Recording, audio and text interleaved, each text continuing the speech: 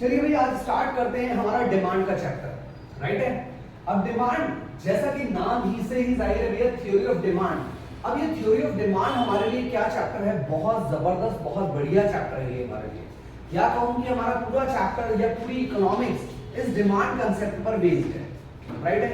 बहुत सारी चीजें हम इसमें सीखेंगे, बहुत सारे क्वेश्चंस हम इसमें करेंगे और बहुत सारे नए नए कंसेप्ट्स हम इसमें सीखने वाले हैं।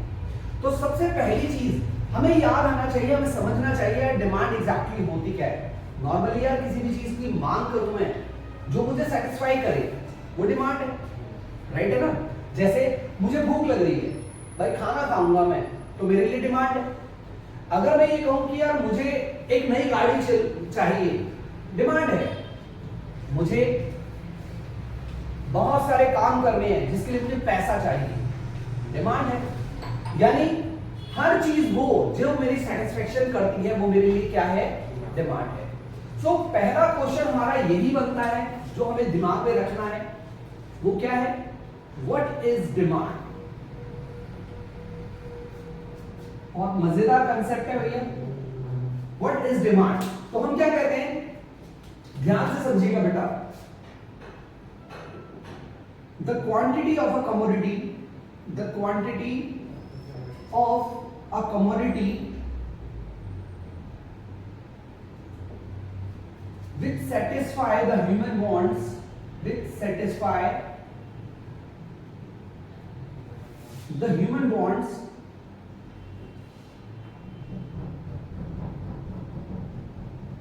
at a particular price and at a point of time, at a point of time is known as demand। यानी जिन चीजों की हम डिमांड करते हैं, जिन चीजों को हम यूज करते हैं, जो हमारी सेटिस्फेक्शन करती हैं एक पर्टिकुलर प्राइस पर और एक पर्टिकुलर पॉइंट ऑफ टाइम पर, that is called demand, right है, क्लियर है। बट याद रखना यार, डिमांड तो हमारी बहुत सारी होती है, बट प्रॉब्लम क्या है, हमारी उस डिमांड को पूरा करने के लिए हमारे पास रिसोर्सेज भी होने चाहिए, ठीक है ना। सो यहां पर एक क्वेश्चन क्रिएट होता है और वो हम क्या कहते हैं, पहला क्वेश्चन, दूसरा क्वेश्चन हम क्या कहते हैं, what is effective demand, what is an effective demand. तो भाई इफेक्टिव डिमांड क्या है भाई,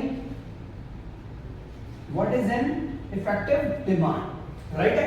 तो अगर हम इफेक्टिव डिमांड की बात करें तो इफेक्टिव डिमांड एग्जैक्टली है क्या, हम कहते हैं वो डिमांड जिसको पूरा भी करें हम, हमारी सेटिस्फेक्शन भी पूरी हो, ठीक है ना।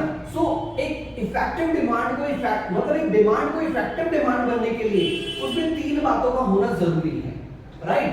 वो तीन बातें क्या है, हम कहते हैं an effective demand can be effective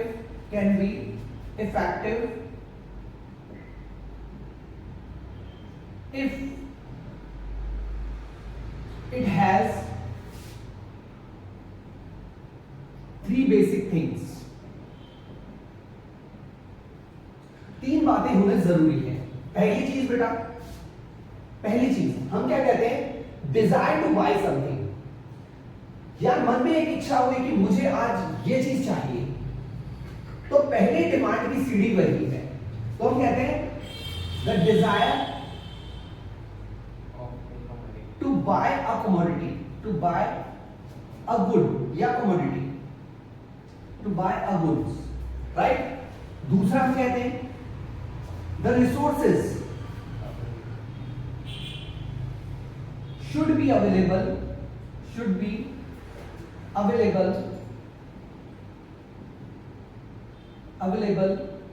to buy a good। यानी हमारे पास यार चीज को खरीदने के लिए डिमांड का होना भी जरूरी है। फॉर एग्जाम्पल, अगर मैं ये कहता हूं कि यार मुझे एक नई बाइक चाहिए, मुझे एक नई गाड़ी चाहिए लेकिन मेरे पास पैसा नहीं है, तो क्या ये डिमांड कहलाएगी? नहीं, ये डिमांड नहीं है, ये डिजायर है just. So there is a thread line difference between demand and desire, right? तो डिजायर और डिमांड बनने के लिए जरूरी है कि हमारे पास रिसोर्सेज अवेलेबल हो, राइट है? क्लियर? नंबर थर्ड हम क्या कहते हैं भाई? हम कहते हैं रिसोर्सेज भी हो गए और हमारी डिजायर भी हो गई। Then the goods should be available, the goods should be available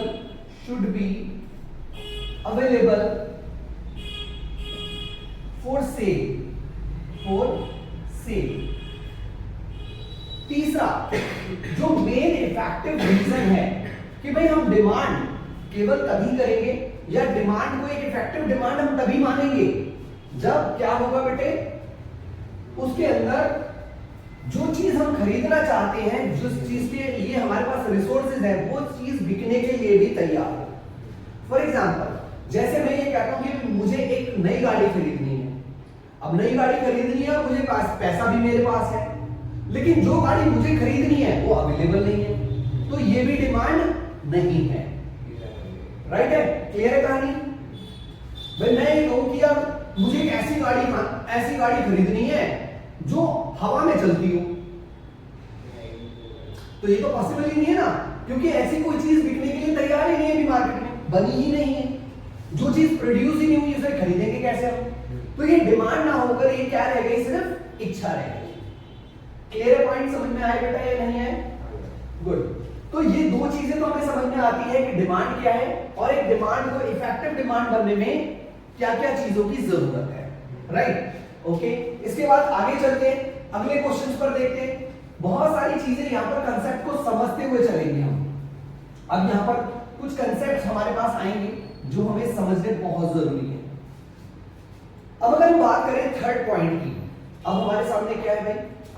what is the law of demand, या लॉ ऑफ डिमांड को अगर हम समझे तो हमारा लॉ ऑफ डिमांड क्या कहता है? हम कहते हैं भाई law of demand, law of demand, जरा इसको समझ लेते हैं, ये क्या कहता है भाई? तो हम कहते हैं लॉ ऑफ डिमांड क्या है? It states that if other factors which influence the demand,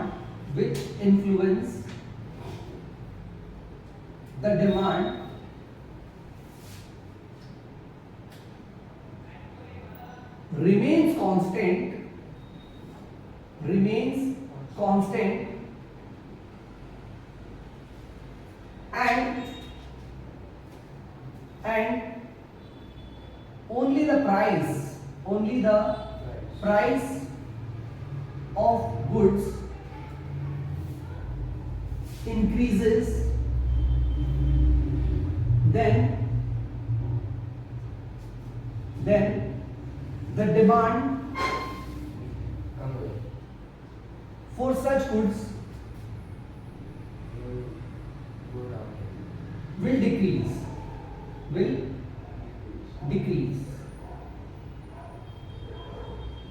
right है भाई?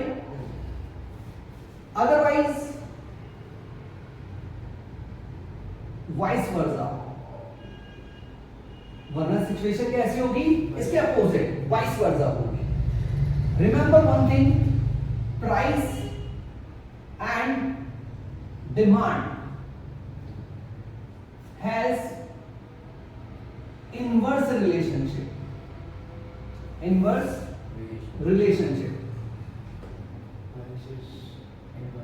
इसका क्या मतलब है भाई? इसका मतलब यह है कि बेटा जैसे जैसे प्राइस बढ़ेंगे वैसे वैसे हमारी डिमांड कम होगी, और जैसे जैसे प्राइस कम होंगे हमारी डिमांड बढ़ेगी, राइट है? ये बिल्कुल क्लियर सी कहानी है और बिल्कुल लॉ ऑफ डिमांड हमारा यही बताता है कि भैया यह याद रखना, बहुत अच्छे से दिमाग में बिठा लेना कि लॉ ऑफ डिमांड हमेशा किस पर बेस्ड है? इनवर्स थ्योरी पर है। डिमांड और प्राइस की इनवर्स थ्योरी पर बेस्ड है, यानी कि अगर डिमांड को इफेक्ट करने वाले बहुत सारे रीजंस हैं, वो भी हम आगे करेंगे, तो तो अगर डिमांड को इन्फ्लुएंस करने वाले जितने भी फैक्टर हैं, अगर वो सारे के सारे कांस्टेंट रहे, जिनमें कोई चेंजेस ना आए, लेकिन फिर भी हमारी डिमांड कम या ज्यादा हो जाए, तो ऐसी कंडीशन को हम लॉ ऑफ डिमांड बताते हैं। और ये कहते हैं कि भाई याद रख लीजिएगा कि अगर किसी चीज की कीमतें कम होती हैं तो उनकी डिमांड हमेशा बढ़ती है, और जिन चीजों के प्राइसेस कम होते हैं उनकी डिमांड बढ़ जाती है। राइट है? क्लियर? बढ़िया। अब हम कहते हैं इन्फ्लुएंस फैक्टर के बारे में बात करते हैं। हम कहते हैं फैक्टर अफेक्टिंग डिमांड।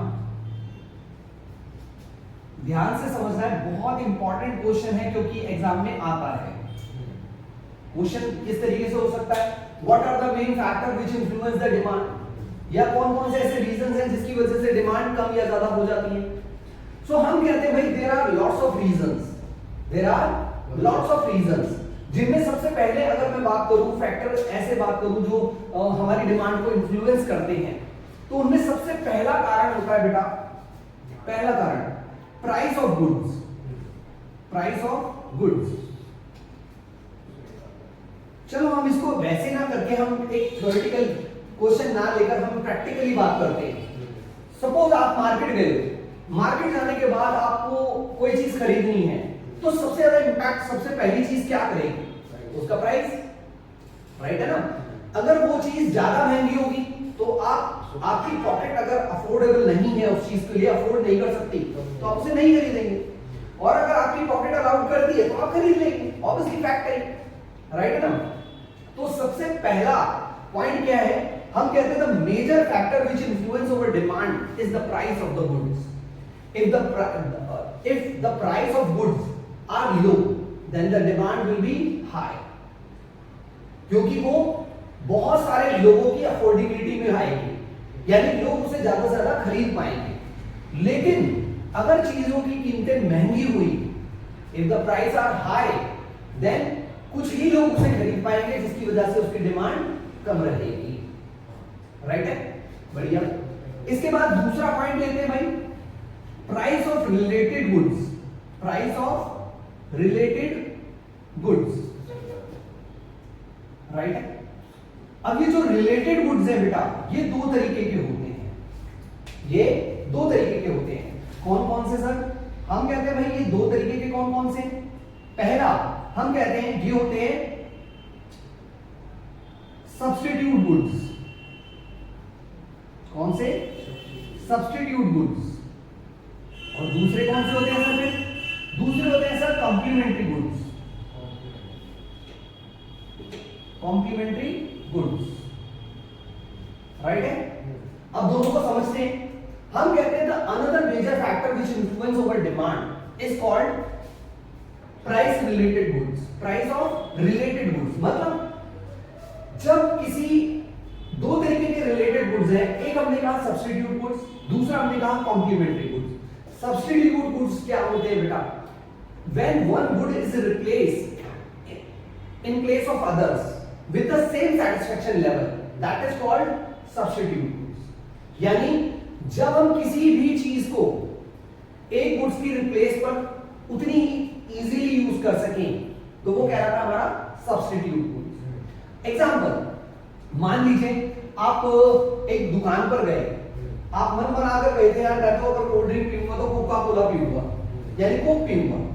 लेकिन वहां पर आप जाते हो दुकानदार से कहते हो भाई साहब एक कोक देना, वो कहता भाई साहब कोक तो नहीं है, पेप्सी है।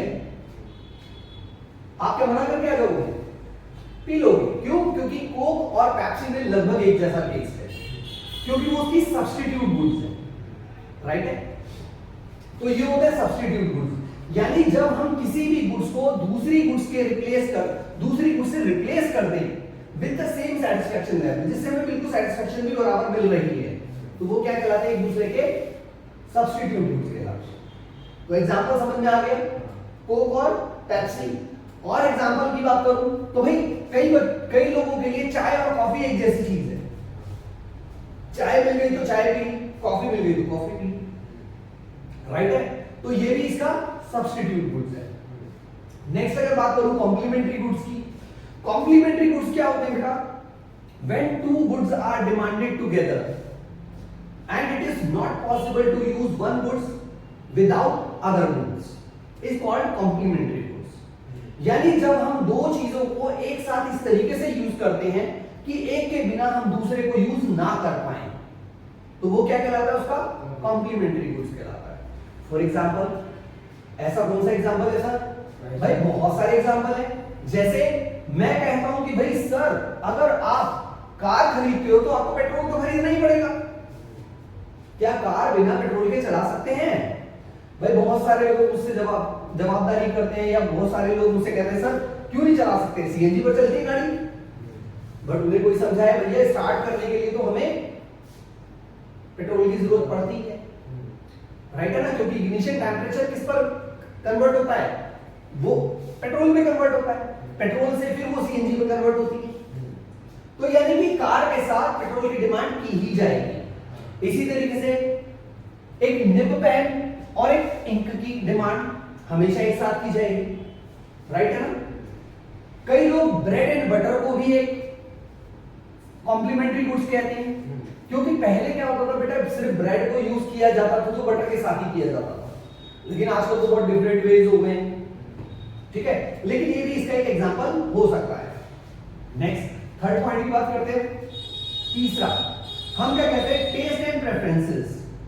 Test and preferences.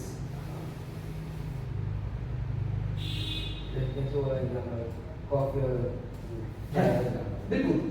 नेक्स्ट हम बात करते हैं टेस्ट एंड प्रेफरेंस। हम क्या कहते हैं? The another major factor which influence our demand is taste and preferences. The goods which are in our taste and preference, we always demand them high. यानी जो चीजें हमारे टेस्ट एंड प्रेफरेंस में शामिल होती हैं, उन चीजों की डिमांड हम हमेशा ज्यादा करते हैं, और जो चीजें हमारे टेस्ट एंड प्रेफरेंस में शामिल नहीं होती, उनकी डिमांड हम कम करते हैं, राइट है? क्लियर है कहानी? तो भैया ये चीजें तो हमारे समझ में आती है। ऑब्वियसली एक फैक्ट है, ये बिल्कुल फैक्ट है भाई, कि जो भी चीज हमारे टेस्ट में आएंगी हम उनका यूज ज्यादा से ज्यादा करेंगे, राइट है ना? नेक्स्ट अगर हम बात करें फोर्थ पॉइंट की, तो हम क्या कहते हैं? फोर्थ पॉइंट क्या है सर? फोर्थ पॉइंट है भाई income of the consumer. Income of the consumer.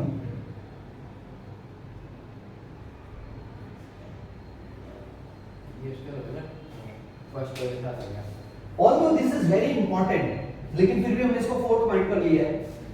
हम कहते हैं कि demand is also influence with income of the consumer. You can say this is the major influencer which influence the demand. The person those have high income, they can afford much goods. वो ज्यादा चीजें खरीद सकते हैं, ज्यादा चीजें खरीद सकते हैं तो डेफिनेटली वो ज्यादा चीजें पैसा खर्च सकते हैं उसके ऊपर, राइट है? तो वो ज्यादा डिमांड करेंगे। बट वो लोग जिनकी डिमांड मतलब जिनकी इनकम कम है, वो डिमांड कैसी करेंगे? ऑब्वियसली उनकी डिमांड कम होगी यार, सिलेक्टेड गुड्स की होगी, right? Very good. Next point लेते हैं भाई, नंबर फिफ्थ पॉइंट अगर मैं देखूं तो क्या है भाई? फिफ्थ पॉइंट हम कहते हैं distribution of income. Distribution of income.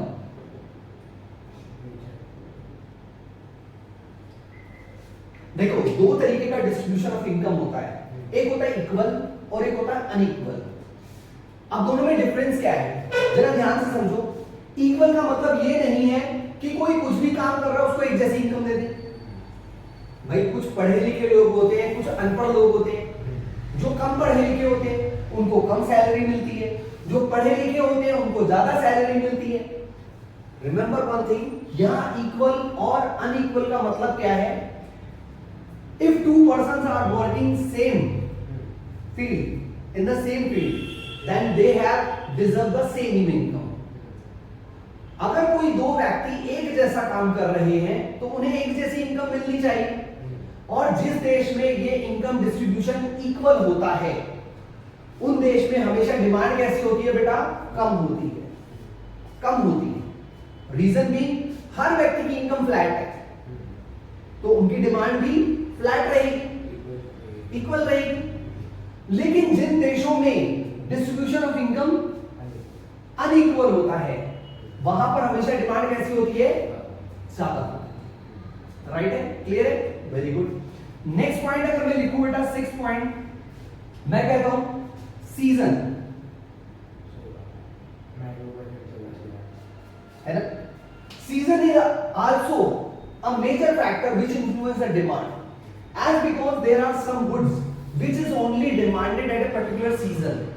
For example woollen clothes है या नहीं? क्या हम में से कोई ऐसा है जो गर्मियों में स्वेटर पहनकर घूमता हो जस्ट बिकॉज कि भैया स्वेटर सस्ता मिल रहा है मुझे तो मैं ले लूं? कैसा हो सकता है? नहीं हो सकता यार, कभी नहीं हो सकता, नहीं हो सकता ना। तो हम इसीलिए कहते हैं कि कुछ खास सीजन में किन्हीं खास चीजों की डिमांड जरूरत से ज्यादा बढ़ जाती है और वो आउट ऑफ सीजन होते ही उनकी डिमांड सडनली घट जाती है। राइट है। नेक्स्ट पॉइंट हम क्या कहते हैं? नेक्स्ट पॉइंट हम कहते हैं पॉपुलेशन ऑसिलेटरी। पॉपुलेशन ऑसिलेटरी,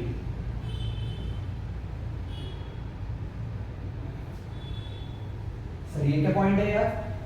बड़ा सारा सा पॉइंट है यार। हम ये कहते हैं जिस देश में या कहूं जिन गुड्स को यूज करने वाले लोगों की संख्या ज्यादा होती है उनकी डिमांड हमेशा ज्यादा होती है।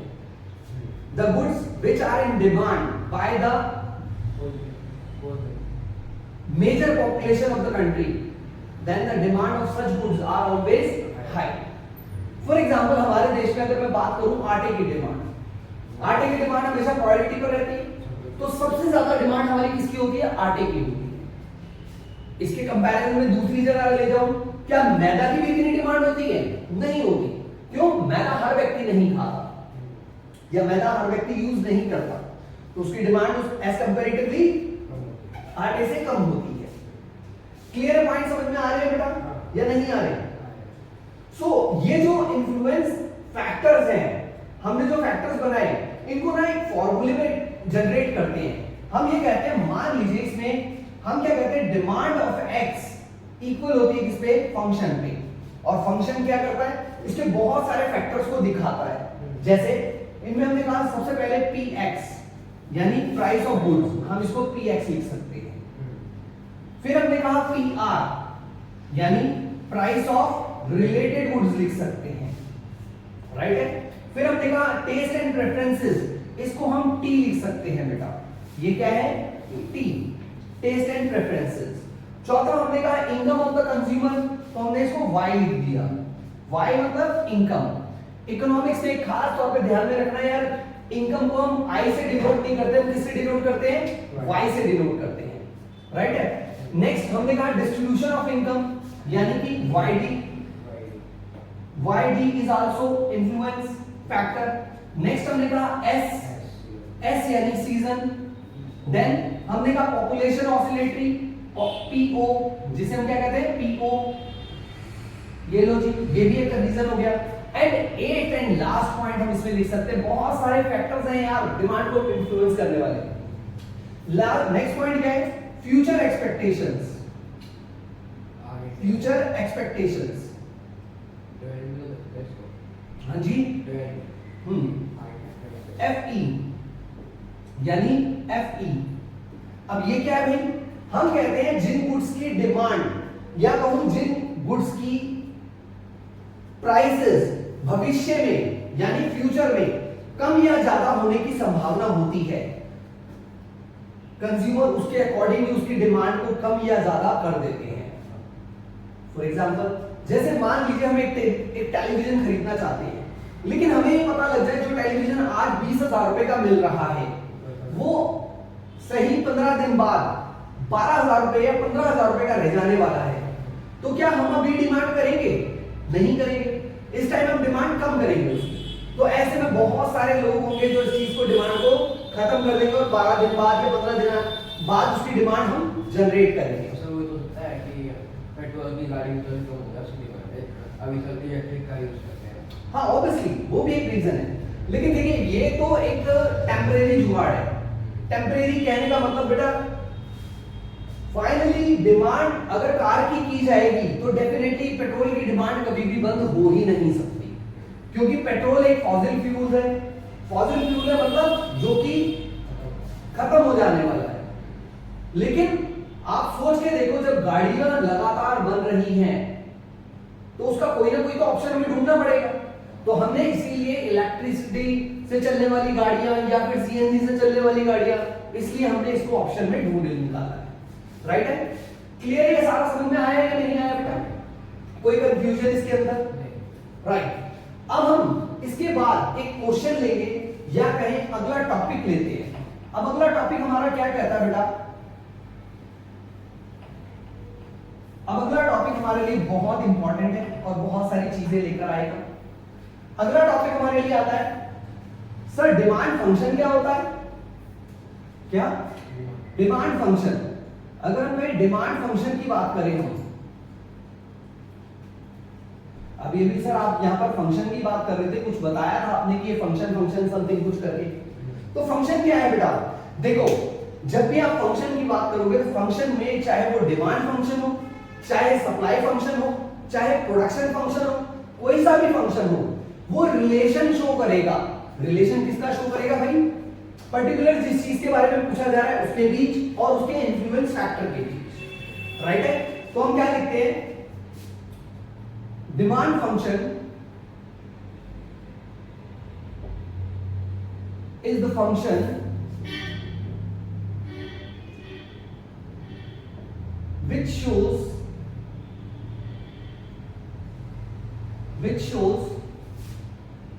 the relationship between the demand of goods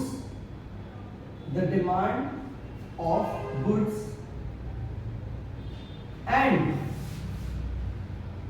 its influence factors.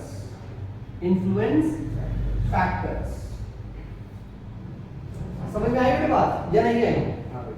यानी हम ये कहते हैं कि हमारी जो डिमांड है वो किस पर बेस्ड है? मतलब ये हमारा जो डिमांड फंक्शन है वो क्या दिखा रहा है?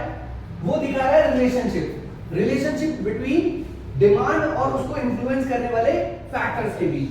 अब अगर मैं ये कहूं डिमांड, इसको एक फॉर्मूले में भी दिखा सकते हैं, dx इक्वल f, जो अभी हमने पीछे लिखा, हमने क्या लिखा? px pr y t yd fe future expectation s, हाँ जी y, हाँ इनकम भी आएगा, हो गया, इनकम आ गया, इनकम आ गया, एक बार आएगा, इनकम ऑलरेडी हम डाल चुके थे।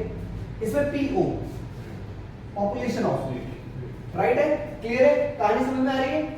तो बड़ा इंपॉर्टेंट, बड़ा ही मजेदार चीज है ये, जितना समझो उतना कम है। चलो जी, डिमांड फंक्शन भी समझ में आ गया। अब क्या सर?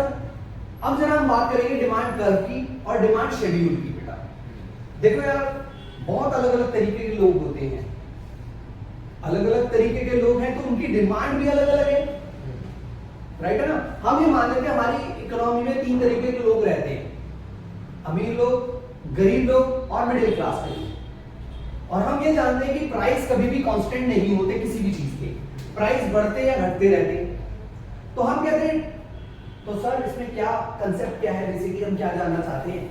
हम ये जानना चाहते हैं बेटा वो शेड्यूल जो अलग अलग लोगों द्वारा मांगी गई चीजों की मात्रा को एक टैबुलेशन फॉर्म में दिखा दे, वही हमारे लिए क्या है? डिमांड शेड्यूल है। राइट? तो हम बात करेंगे यहां पर किसकी बेटा? डिमांड शेड्यूल की। Demand schedule, right? तो यहां हम क्या लिखते हैं इसमें? इसको भी क्लियर करते हैं। The quantity of a commodity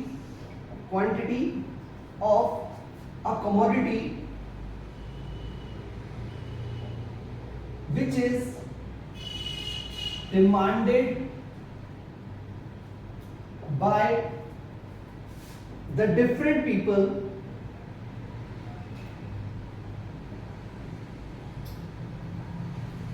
at different prices at a particular period of at particular time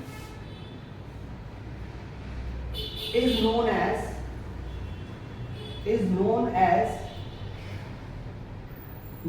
थोड़ा सा गड़बड़ कर गए हैं इसमें, थोड़ी सी एक लाइन और डालनी पड़ेगी हमें, ऊपर लिख देते हैं। It is a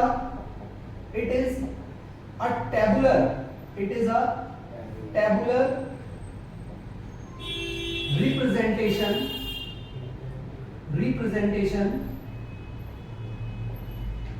which shows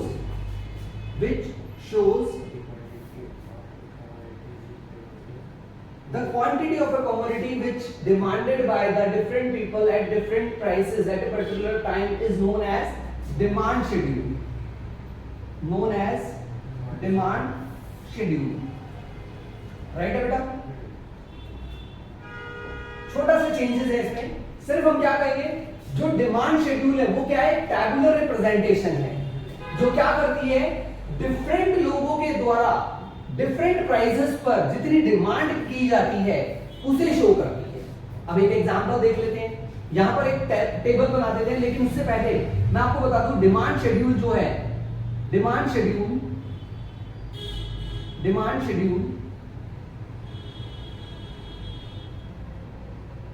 is of two types।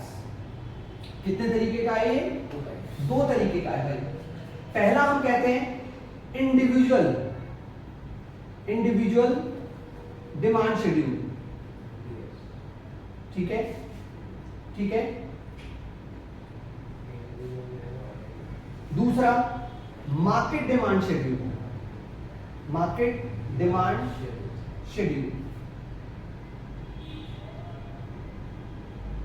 Clear है? समझ में आ रहा है? तो भाई अब समझने वाली बात क्या है, सर ये इंडिविजुअल क्या है और मार्केट डिमांड शेड्यूल क्या है? तो इंडिविजुअल मतलब किसी एक व्यक्ति के द्वारा, मार्केट मतलब पूरी मार्केट के द्वारा, पूरी इकोनॉमी के द्वारा, राइट है? अब एक एक करके इसको डिफाइन करते हैं, जरा देखें।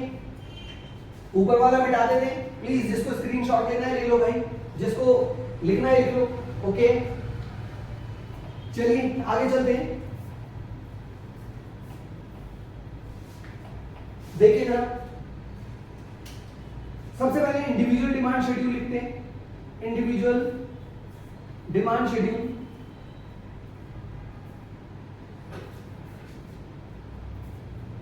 जब इंडिविजुअल डिमांड शेड्यूल की बात आती है तो हम क्या लिखते हैं बेटा, it is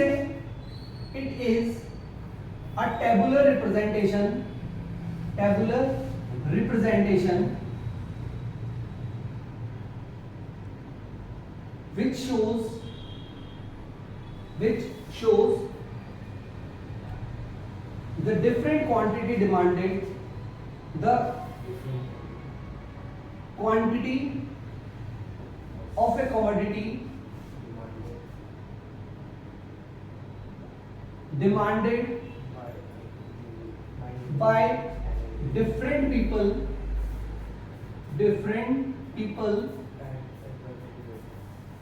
at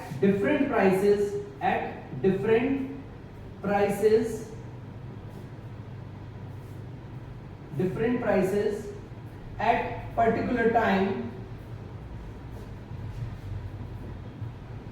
is called individual demand schedule। individual demand इसका जो बिल्कुल वही है, शेड्यूल बिल्कुल वही का वही है, ठीक है? अब इसको देखो हम टेबल के द्वारा दिखाएं तो कैसे कहेंगे, हम कहते हैं ये प्राइस है, ये Q1, ये Q2, ये Q3, यानी ये डिफरेंट पीपल हैं हमारी मार्केट में, हमारी इकोनॉमी में, पुअर रिच और पुअर मिडिल क्लास और रिच। हम ये कहते हैं मान लीजिए हमारे प्राइसेस बढ़ रहे हैं, 2, 4, 6, 8, 10 हो रहे हैं, तो ऐसे में एक पुअर क्लास का बंदा अगर डिमांड कर रहा है तो कहता है भाई मैं तो 10 क्वांटिटी खरीद पाऊंगा 2 रुपए पर, अगर 4 रुपए की कीमत हो जाएगी तो मैं 8 खरीद पाऊंगा, फिर 6, फिर 4, फिर 2, क्योंकि डिमांड का लॉ कह रहा है कि भैया प्राइस बढ़ेंगे तो क्वांटिटी घटेगी। इसी तरीके से इसमें 12, 10, 8, 6, 4 ये हायर क्लास है तो ज्यादा क्वांटिटी खरीद लेगा भाई, 10, 14, 12, 10, 8, 6। तो हमने अकॉर्डिंग टू इस पूरे डेफिनेशन के हमने क्या बताया it is a tabular representation. क्या शो कर रही है? Different quantity demanded by the different people at different prices in an economy is called individual demand schedule. Right है? क्लियर है? इसी तरीके से हम पूरा, अगर हम मार्केट डिमांड शेड्यूल की बात करें, किसकी बात करें? मार्केट डिमांड शेड्यूल की। तो मार्केट डिमांड शेड्यूल क्या है भाई? मार्केट डिमांड शेड्यूल भी हमें कुछ ऐसा ही बता रहा है। देखो जरा, हम क्या कहते हैं, ये भी एक टैबुलर रिप्रेजेंटेशन है। It is a tabular representation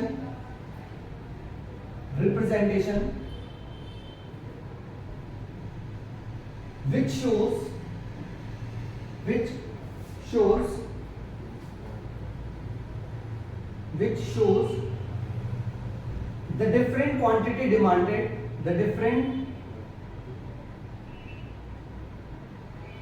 quantity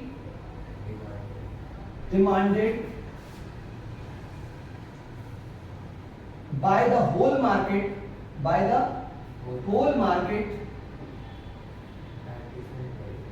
at different prices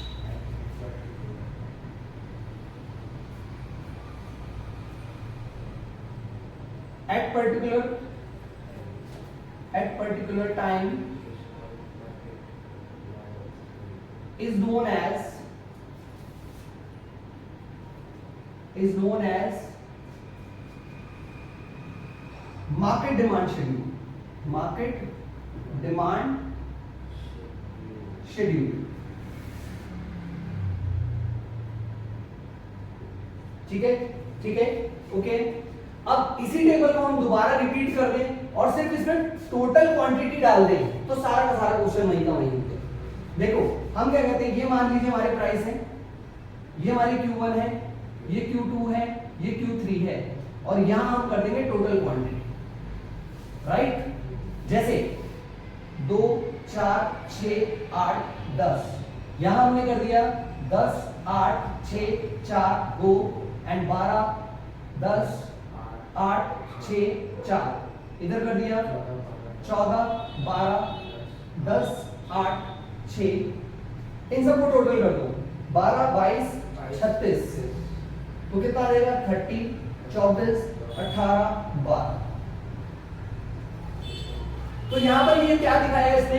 ये टैबुलर रिप्रेजेंटेशन है जो क्या दिखा रही है? डिफरेंट डिमांड दिखा रही है, क्वांटिटी ऑफ कमोडिटी दिखा रही है at different prices by the whole market, that is called market demand schedule. Clear है? कोई कंफ्यूजन? पक्का समझ में आया सारा? होप सो कि आप लोगों को समझ में आया होगा इतना।